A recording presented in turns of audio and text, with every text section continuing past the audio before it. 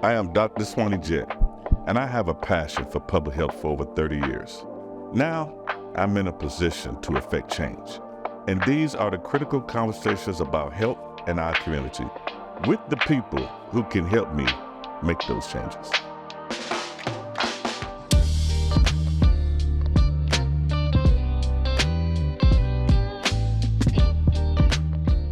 Welcome to CEO Live Talks. I'm your host, Dr. Swannie Jett.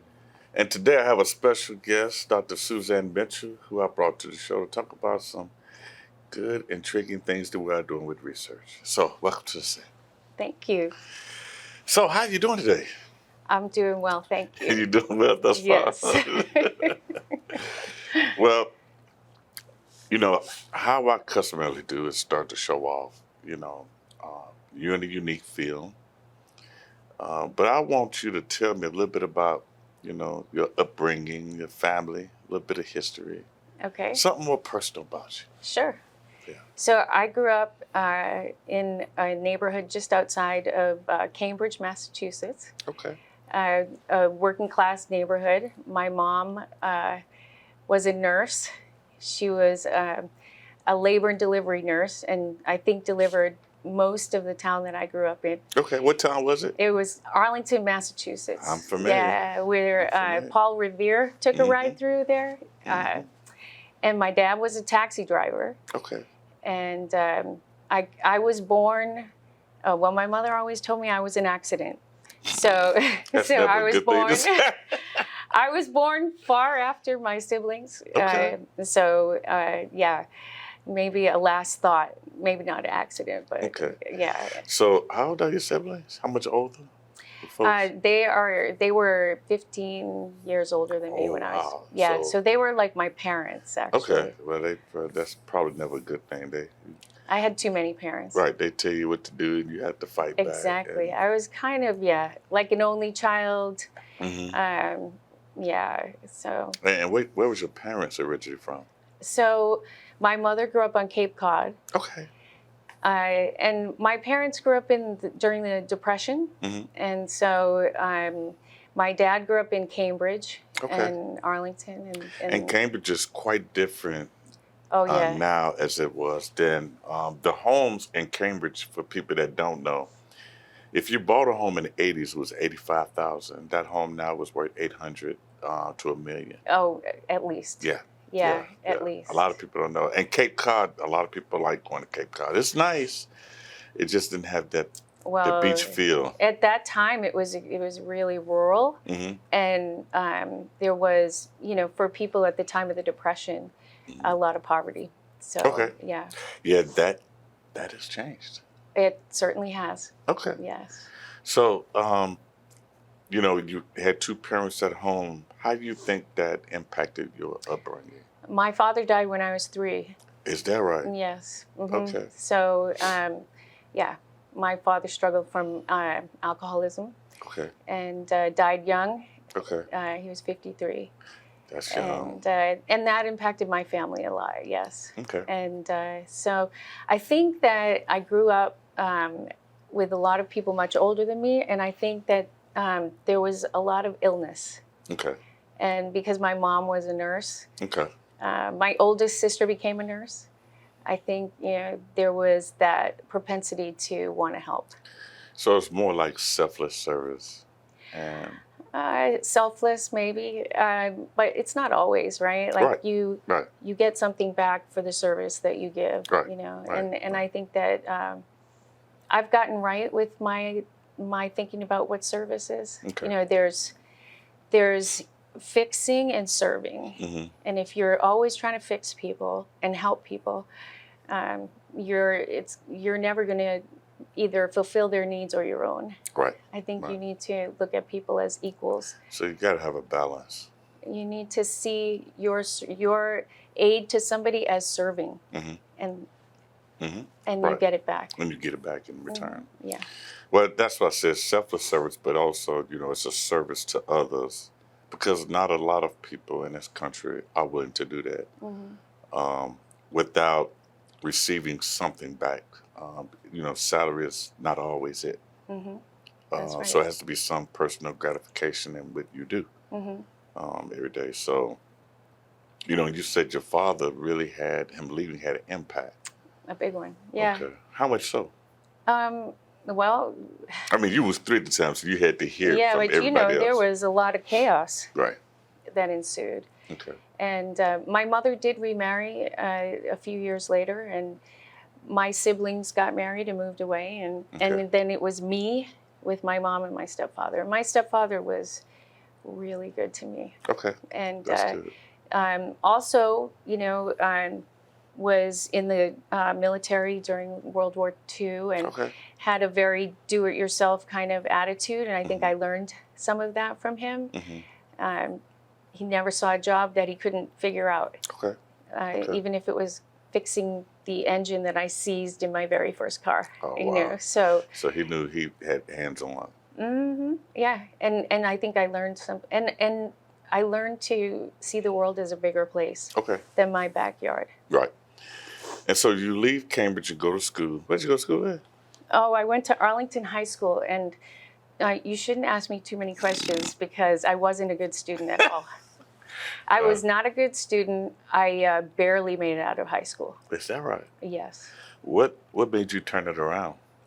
I mean, because somehow you became aspired for higher education. Well, yeah, I think, at some point you decide I'm either going to go this way or this way. Right. This way is going to be probably bumpy, and I'm probably going to get in a lot of trouble, and it's not going to be good. Right. I'm going to go this way. It's going to be hard, but I might be able to turn things around. And I think I felt like I had put my parents through a lot of grief, and I felt like I needed to redeem myself a bit. I went to community college. Okay. And I had a mentor there who saw something in me, I think, that was redeemable. And she encouraged me to go on and continue my education. So I got my bachelor's degree at Bentley College, which is now Bentley University. I'm familiar with and went to work for a think tank called Bolt, Beranek and Newman, BB&N. And they were building the military internet. So before anybody knew about the internet at that time, I was working in this think tank, and there were these engineers walking around with bare feet and cooking veggie burgers in their office, and it was like nothing I'd ever seen before. And I was like, this is kind of an interesting place to be. And my first husband was entrepreneurial minded, and he was the one that kind of talked me into my first startup, which was a medical billing company. And I was riding my bike around the streets of Boston and Cambridge, delivering medical billing documentation to physicians, working in their offices, and getting exposed to what it was like to work in healthcare. And I think at that time I decided, I think that I wanted to do something more, and in the healthcare arena. I thought I was going to be an occupational therapist. And I went to class because I had to go back to school because I didn't do that well in biology. I had to go back to school and take biology again, and I met a guy who was an engineer with 3 kids. And I said, "What are you doing here?" And he said, "I'm going to medical school." And I said, "You can't go to medical school. You get to be born a doctor."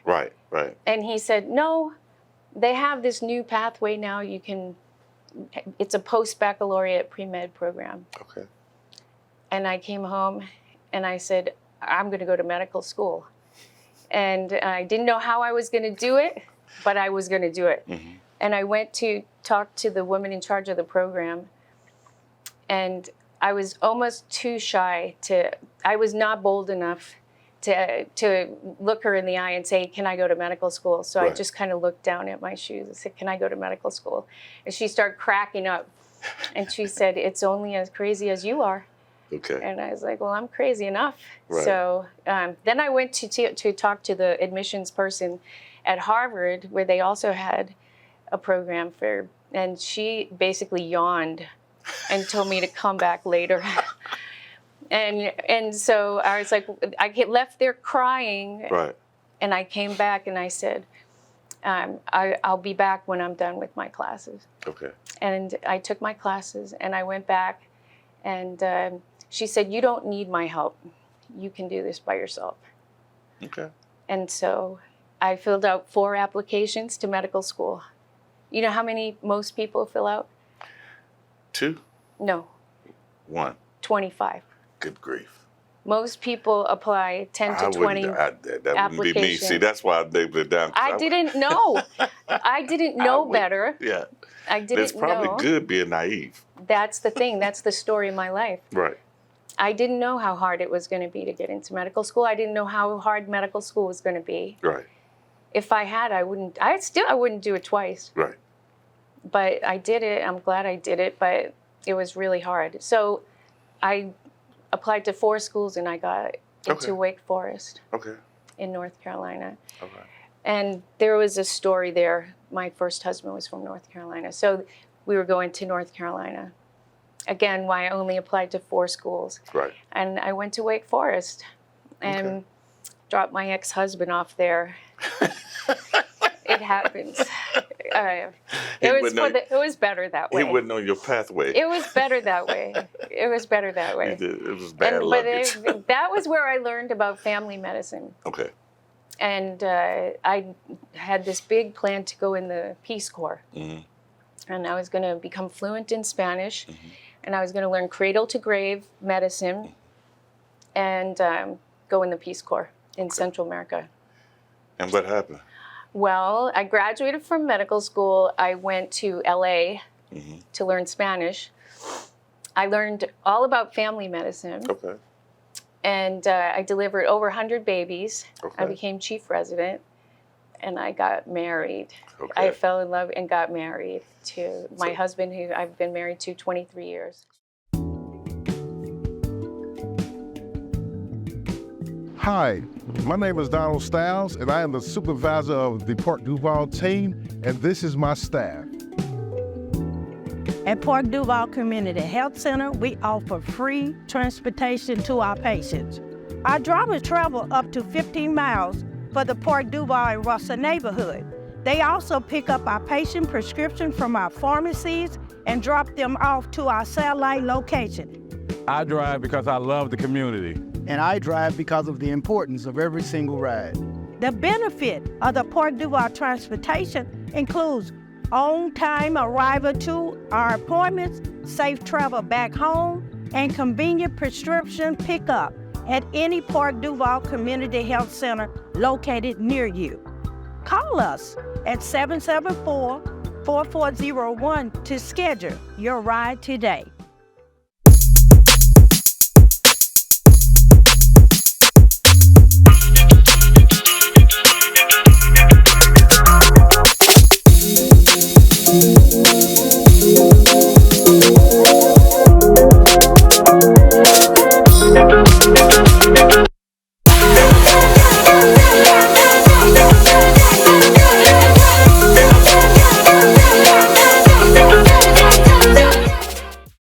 So take us through, because you graduated, you went to North Carolina, then you go to LA, and you're working. And, I've often given talks like, we need to have upstream approaches to healthcare. You'd never have enough doctors in the country or in the world.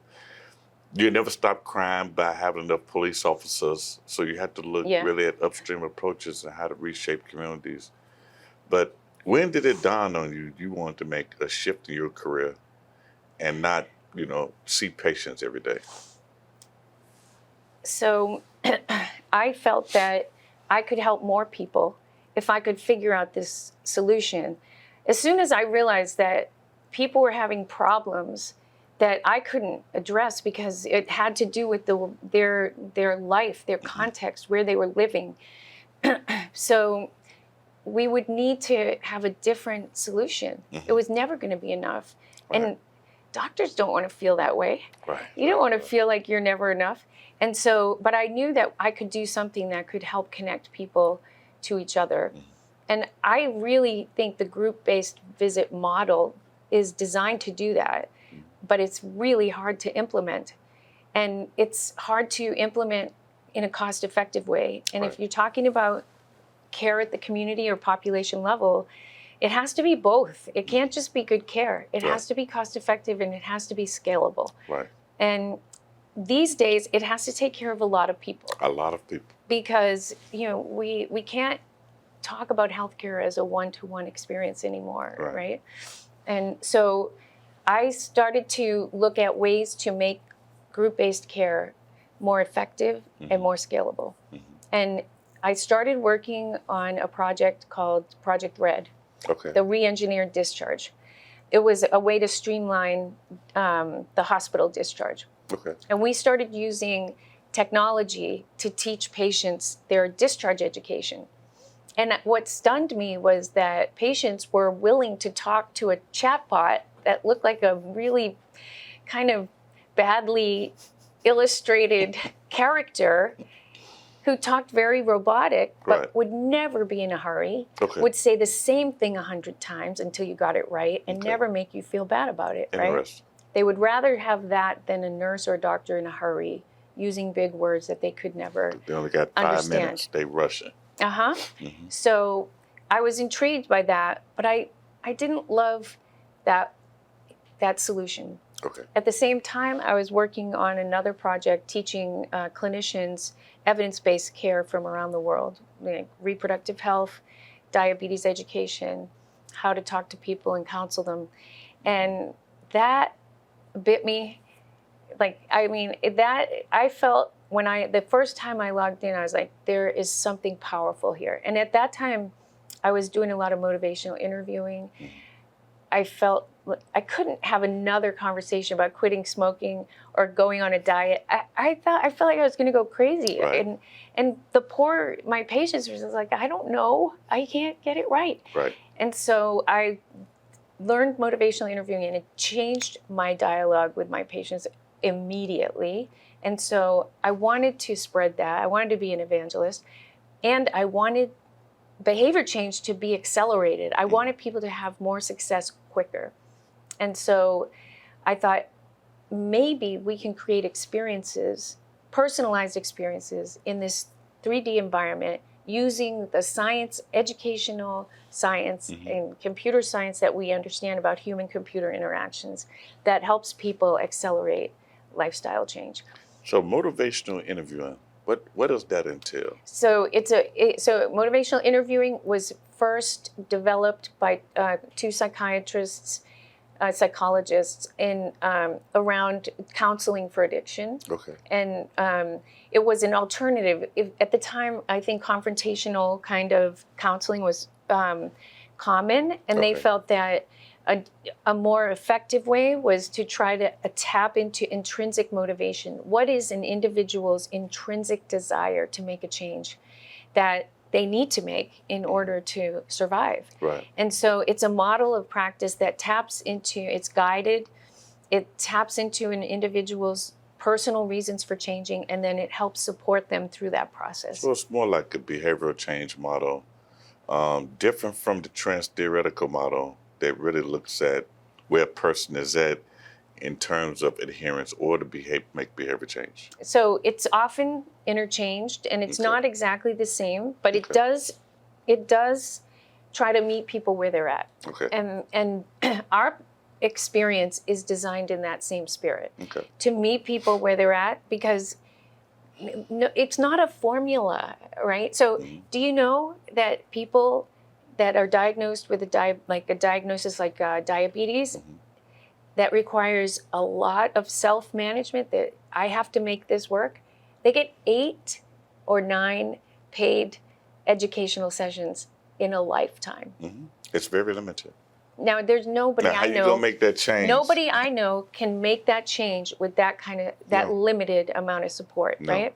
So, but the consequence of not being able to really manage your disease because you don't really have all the tools and the understanding to do it is costly and consequential.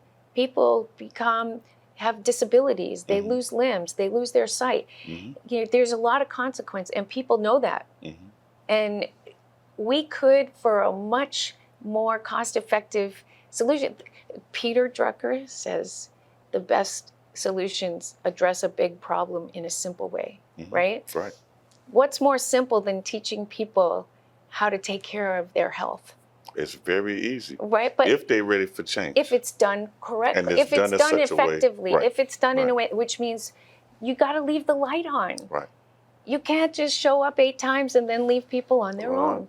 You've got to leave the light on, and it has to be there all the time. So my value proposition is that if you give this to people, if you make this a resource to them that they can access whenever they need it, right, it's going to be so much cheaper. Right. Almost the same as delivering 8 sessions a year of education, but it's going to be so much more effective and so much cheaper than paying for emergency room visits and hospitalizations and long-term disabilities. And people will stay healthier, and our society will be healthier. Hi, I'm Destiny. I'm the Community Health Workers Manager here at Park DuValle Community Health Center. This is my team of community health workers.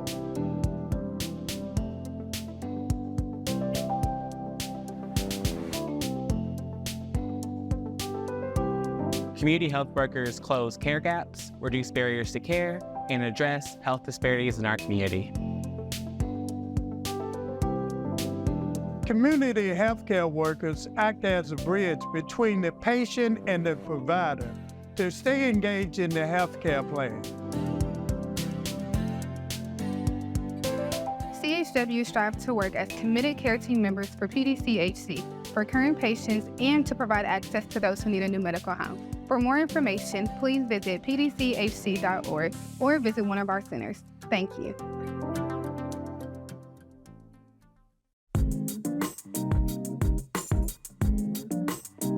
We are here in the community. We partner with our community health workers to run vaccination clinics throughout the city of Louisville, specifically downtown and the West End. The importance of events like these is that a lot of people have transportation issues, so we are able to come out into the community and get people the vaccinations that they need. So it's really important to have these type of events in the community because, you know, as we know, when COVID and flu season comes around, our underserved communities are hit the hardest. So if we can bring any vaccines or anything that they need, glucose testing, it's important to meet people where they're at. At Park DuValle, we care about the community. We do events like this monthly because we are the community and we love to give back to the community. Be sure to visit our website for more of our upcoming community outreach events. For more information, visit us online at pdchc.org.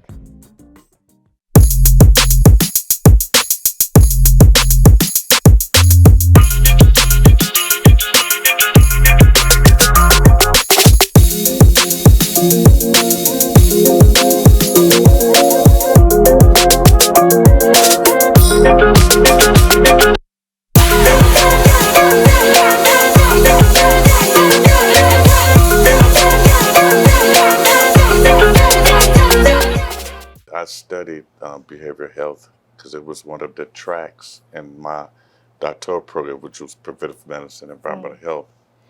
And so you have to take these classes and learn about behavior change. And most of the time, I've always put together models that said, the only way people really change is something drastic has to happen in their life for them to get wherever they need to get real quick. Is there something that you can do or have done to make people make that change faster, even though you're waiting for them to be ready? They encounter themselves. That's the moment in motivational interviewing when a person encounters a dissonant moment where they see themselves differently than they thought they were, right? That's the moment that you're waiting for somebody. That cognitive theory. That's where they realize, like, I always thought I was a good mom until I realized I left my kid waiting in the rain while I went and bought cigarettes. Right? And that's not something that I think a good mom would do, right? I'm going to change, right? And somebody called them out. Right. The avatar. Or they just recognize that. Okay. They said usually it's something they say that's reflected back to them that helps. And that's why I think this see yourself, right? You're seeing yourself in a third person way is used a lot in psychology, right? In play therapy and drama therapy, they use the third person perspective to help people get at something that's too hard to look at first. And I think the other thing is an abnormal lab test, right? So we all know that a negative pregnancy test is an opportunity to talk to people about, contraception. Getting an abnormal blood work about your diabetes is an opportunity to talk to people about, what do you feel ready for, so that this doesn't keep going up or we can get it back in range. Right. And so that's another opportunity. I have found that when you even going to the hospital isn't always the right moment for people, right? They only people know they've had enough trauma already, and they're not hearing you. Right. They're just trying to get out of the hospital. Right. Yeah. So I find that a moment where something's presented, it's objective evidence that things aren't going in the right direction. Nobody's pointing fingers and nobody's blaming, right? So it's all about the dialogue around this abnormal lab. And, is there anything you want to do about that now? Right. And here's something you could do by just showing up. You might learn something. You might meet somebody that inspires you. You might hear something you didn't know before. And that's what we've been getting a lot of feedback about, which is I thought I knew what I needed to know, but I actually didn't. I didn't know all of the things I needed to know about insulin. I didn't know all of the things I thought I knew about food. And so I think people are learning, and they're learning from each other. And somebody said it very elegantly, even if I'm not succeeding, when other people are, I feel the joy. Right. I feel it. And I think that human aspect of it is really important. It is. So we're expanding the program to come to the Wilson site. Yes. And how long do you want to have the program here? Forever. Forever. Yes, sir. Right? And how can patients enroll? So all you have to do is speak to your clinician. You can go to the website, or we can have our community engagement person, Candace Brown, meet you at your clinic site and go through the enrollment process. So we can speak to you on the phone, we can meet you in person, whatever works. And when would you like to start? Today. Okay, all right. I would have liked to start yesterday. All right, so we have the program up and running 1st of October. So people are already being referred, but our 6-month window starts October 1st. Okay, good deal. So everybody that's looking and want to participate in this program and have your own avatar, please talk to your clinician here and get a referral to the program, and we would love to have you in it. And I'd like to also mention that we are helping people with access to tools, so computers and internet access. We do have some resources to share. We can loan some devices, and we're also helping people get enrolled for the Accountable Connectivity Program. Okay. That is great. So, Dr. Mitchell, it was great having you on the show. Thank you, Dr. Jett. That concludes our show for today. It was so lovely to have Dr. Mitchell with us. And stay tuned for more. If you want to know more about the program, you can go to our website at www.pdchc.org. Thank you.